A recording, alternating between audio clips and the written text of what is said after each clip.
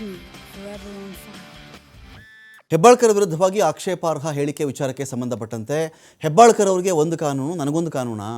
ನಾನು 22 ವರ್ಷಗಳಿಂದ ಶಾಸಕನಾಗಿದ್ದವನು. ನನ್ನ ಬಗ್ಗೆನೇ ಅವರಿಗೆ ಮಾಹಿತಿ ಇಲ್ಲ.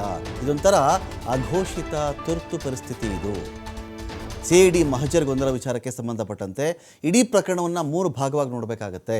ಸದನದ ಒಳಗಡೆ ನಡೆದಿರೋದಕ್ಕೆ ಸಭಾಪತಿ ಅವರೇ ಸುಪ್ರೀಂ ಆಗಿರ್ತಾರೆ. ಸದನಕ್ಕೆ ಅವರೇ ಹೆಡ್ ಮಾಸ್ಟರ್, ಅವರೇ ಸುಪ್ರೀಮಲ್ಲಿ, ಅರ್ಥ ಆಯಿತಾ? ಅವರೇ ಅಲ್ಲಿ ಹೆಡ್ ಇರ್ತಾರಲ್ಲಿ. ಪೊಲೀಸ್ ದೌರ್ಜನ್ಯ ಸದನದ ಹೊರಗಡೆ ಆಗಿರ್ತಕ್ಕಂಥ ಘಟನೆ ಅದು. ನನ್ನ ದೂರಿನ ಮೇಲೆ ಇನ್ನೂ ಒಂದು FIR ಹಾಕಿಲ್ಲ ಇವರು. CID ಅಧಿಕಾರಿಗಳ ವಿರುದ್ಧವಾಗಿ CT ರವಿ ಆಕ್ರೋಶವನ್ನು ಹೊರಹಾಕಿದ್ದಾರೆ. ಕಾನೂನು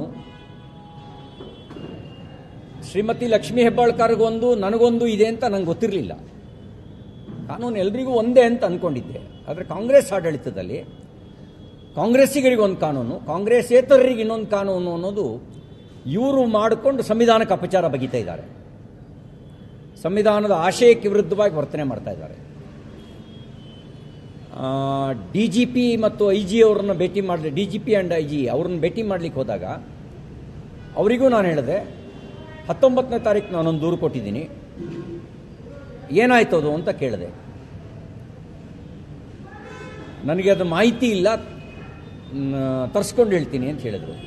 ಅಂದರೆ 20 ವರ್ಷ ಶಾಸಕನಾಗಿದ್ದವನು, ನೀವು ಇಷ್ಟೆಲ್ಲ ಮೀಡಿಯಾಕ್ಕೆ ತೋರಿಸಿದ್ದೀರಿ, ಮಂತ್ರಿಯಾಗಿ ಕೆಲಸ ಮಾಡಿದವನು, MLC ಇದ್ದೀನಿ, ನನ್ನ ಕೇಸಿನ ಬಗ್ಗೆಯೇ ಅವರಿಗೆ ಫಸ್ಟ್ ಹ್ಯಾಂಡ್ ಇನ್ಫಾರ್ಮೇಷನ್ ಇಲ್ಲ. ನಾವು ನಂಬಿ ಬಂದಿದ್ದೇನೆ.